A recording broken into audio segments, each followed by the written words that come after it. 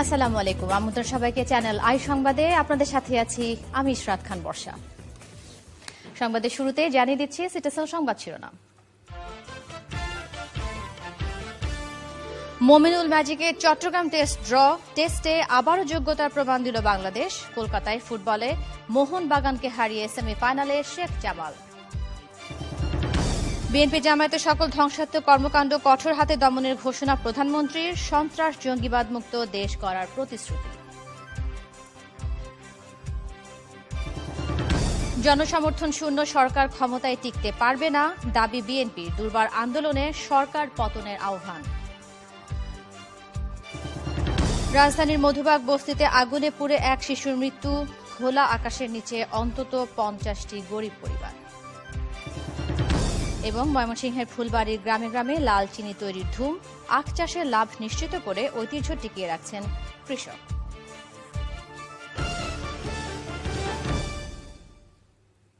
এবারে পুরো সংবাদ। মোমিনুল হকের দুর্দান্ত এক সেঞ্চুরিতে শ্রীলঙ্কার বিপক্ষে চট্টগ্রাম টেস্ট ড্র করেছে বাংলাদেশ। আগের ম্যাচের দুঃস্বপ্ন কাটিয়ে টেস্ট ক্রিকেটে নিজেদের যোগ্যতার প্রমাণ রেখেছে টিম টাইগার্স। তবে মিরপুরের প্রথম টেস্টে ইনিংস ব্যবধানের জয়ে 1-0 সিরিজ জিতে নিয়েছে শ্রীলঙ্কা। চট্টগ্রাম থেকে আরিফ চৌধুরীর রিপোর্ট। টেস্ট জিততে বাংলাদেশকে 467 রানের প্রায় অসম্ভব এক টার্গেট বুঝিয়ে দিয়েছিল শ্রীলঙ্কা। তবে সে চিন্তা টাইগাররা বাদ দিয়েছে আগের দিনই। শেষ দিনে অল আউট না হয়ে ড্রয়ের মিশন নিয়েই সকালে মাঠে নামেন তামিম এবং শুভ। ব্যাট হাতে দুজনই আত্মবিশ্বাসী, আর তাই প্রথম ঘন্টায় ঠিকঠাক মতো এগিয়েছে টাইগারদের স্কোরবোর্ড।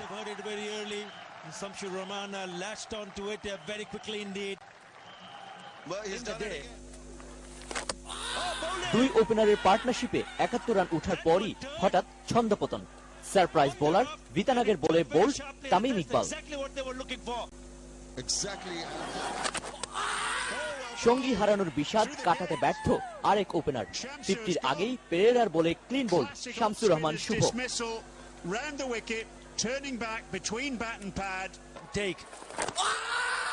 এরপর প্রথম ইনিংসের সেঞ্চুরিয়ান ইমরুল কায়েসকেও দ্রুতই ফিরিয়েছেন দিলরুয়ান পেরেরা।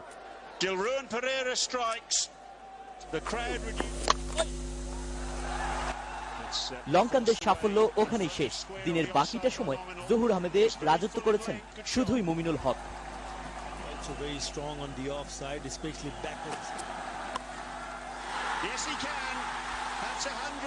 চতুর্থ উইকেট জুটিতে সাকিবের সঙ্গে 120 রানের আইডিয়াল পার্টনারশিপ। সত্যিকারের টেস্ট ইনিংস দিয়ে শুধু ম্যাচই বাঁচাননি, নিজের বাঁহাতি ক্ষমতায় আদায় করেছেন ক্যারিয়ারের তৃতীয় টেস্ট সেঞ্চুরি। মুমিনুলের সেঞ্চুরির সঙ্গে সঙ্গেই দুই অধিনায়কের সিদ্ধান্তে ড্রয়ের তালিকায় নাম লেখায় অনেক ইতিহাসের সাক্ষী চট্টগ্রাম টেস্ট।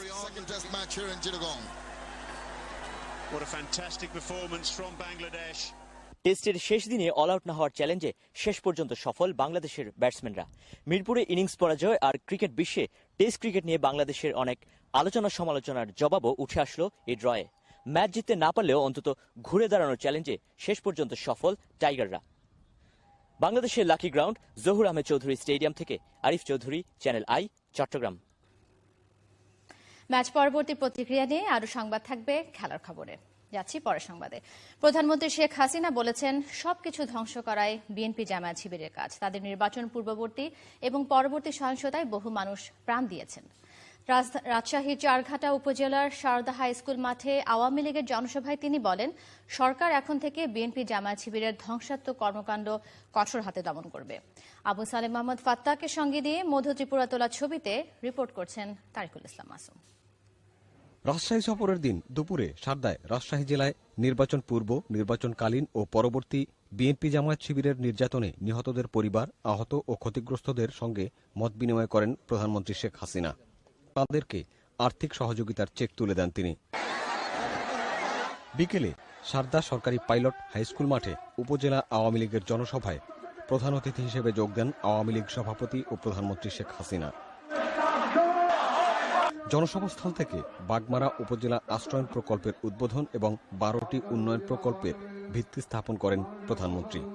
প্রধানমন্ত্রী তাঁর ভাষণে নানা প্রতিকূলতা উপেক্ষা করে 5ই জানুয়ারির নির্বাচন সফল করার জন্য দেশবাসীর প্রতি কৃতজ্ঞতা জানান।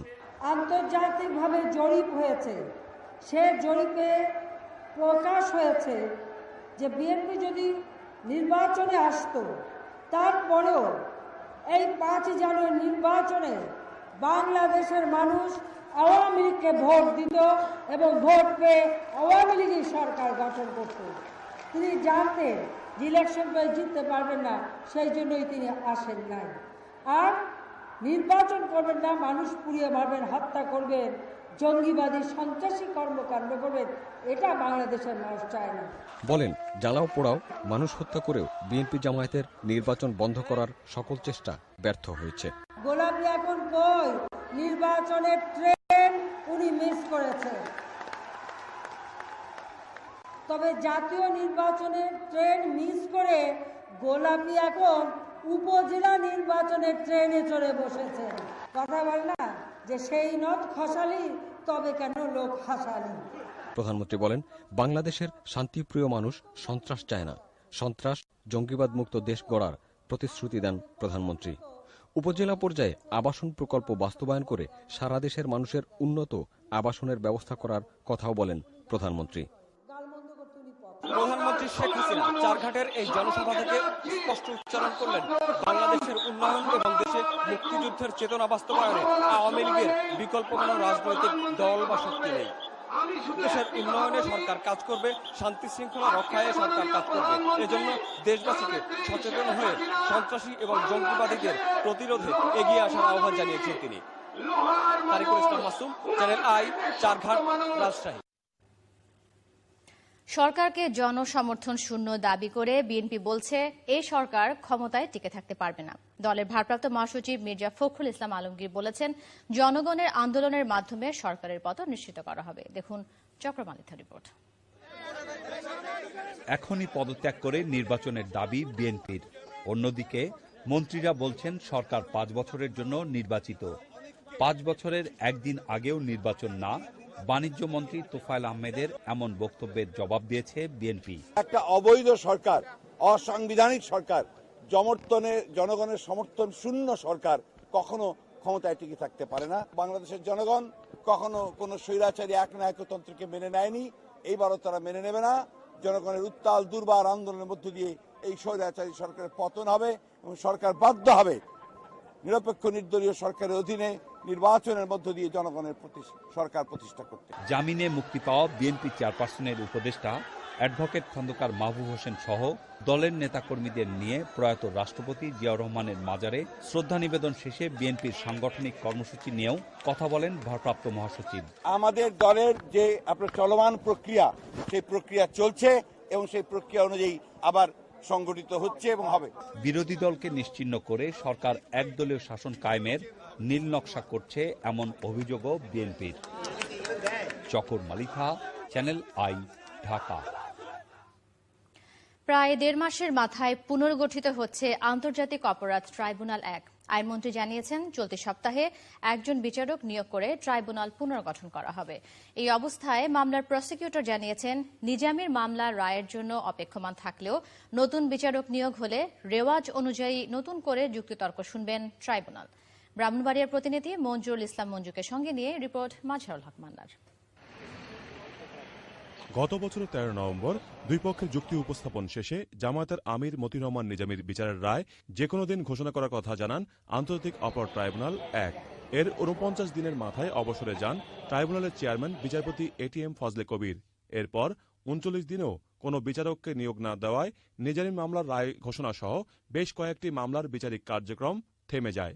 নতুন আইনমন্ত্রী আনিসুল হক দায়িত্ব নেওয়ার পর মানবতাবিরোধী অপরাধের বিচারের দাবিতে সোচ্চার সকল পক্ষের সঙ্গে আলোচনা করার পর জানিয়েছেন, শিগগিরই ট্রাইব্যুনাল 1 পুনর্গঠন হবে। ফজলে কবির সাহেবের অবসর গ্রহণের পরে খালি হচ্ছে 31শে ডিসেম্বর। এখন এই শূন্য পদে আমরা খুব শিগগিরই চেয়ারম্যান নিযুক্ত করব। আশা করছি আগামী সপ্তাহের মধ্যে সেই চেয়ারম্যান দায়িত্ব পালন করবে। নিজামীর মামলার প্রসিকিউটর বলেছেন, জামায়াত নেতা দেলোয়ার হোসেন সাঈদীর মামলায় এক বিচারপতি পদত্যাগ করার পর আবার ট্রাইব্যুনাল পুনর্গঠনের পর পুনরায় যুক্তিতর্ক শুনেন আদালত। নিজামীর মামলায়ও তাই হওয়ার কথা। নতুন চেয়ারম্যান আসার পর যে ট্রাইব্যুনাল কনস্টিটিউট হবে, তারা যেখানে শেষ হয়েছে সেখান থেকে শুরু করতে হবে, তার মানে এটা জাজমেন্টে যেতে হবে। সেই ক্ষেত্রে যেটা হয় সেটা হলো, যিনি থাকেন না, যে চেয়ারম্যানই হোক আর মেম্বারই হোক, যেহেতু তিনি ট্রায়াল প্রসেসের সঙ্গে ছিলেন না, সেই জন্য তিনি আর্গুমেন্টটা শুনবেন। আর্গুমেন্টটাই তো কেসটা সাম আপ করা, summing up of the case, এর মধ্যে কি আছে, তো এটা উনি শুনবেন। তো উনি যদি শুনেন, তার সঙ্গে আরো দুজন থাকবেন, তারাও শুনবেন, এইটুকু হতে পারে। দেশের সার্বিক অবস্থা, জাতীয় নির্বাচনের কারণে রায় ঘোষণার বিলম্ব ও মন্ত্রী পরিবর্তনের জন্য বিচারক নিয়োগ দেরি হওয়ার বিষয়কে যৌক্তিক বলে মনে করেন মামলার প্রসিকিউটর হায়দার আলী। মাজহারুল হক মান্না, চ্যানেল আই, ঢাকা। রাজধানীর মধুবাগ বস্তিতে আগুনে পুড়ে এক শিশুর মৃত্যু হয়েছে, আহত হয়েছে অন্তত 12 জন। পুড়ে ছাই হয়ে গেছে অন্তত 50টি বস্তিঘর। ক্ষতিগ্রস্ত পরিবারগুলো এখন খোলা আকাশের নিচে। রিপোর্টে জানিয়েছেন এনামুল কবির রূপম।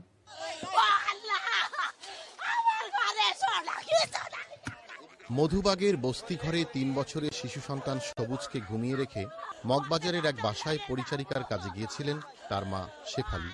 বস্তির আগুন চারদিকে ছড়িয়ে পড়লে হতবিহ্বল হয়ে পড়ে পাশেই জেগে থাকা সবুজের 9 বছরের বোন সাথী। আগুনে নিজে বাঁচতে পারলেও ভাইকে বাঁচাতে পারেনি সে।